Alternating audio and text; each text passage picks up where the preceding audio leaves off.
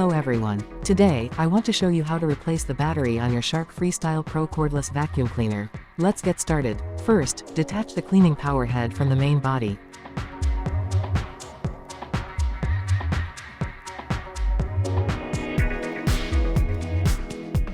Check the battery specifications.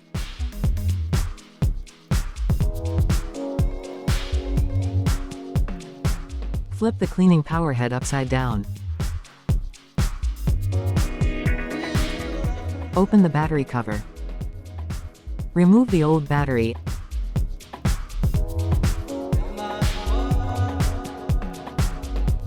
and replace it with the Cameron Sino CSEX V112VX battery.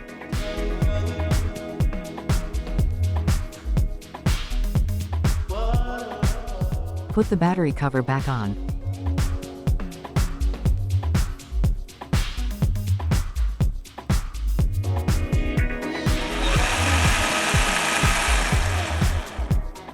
That's all for our tutorial video. Thank you for watching. Happy vacuuming!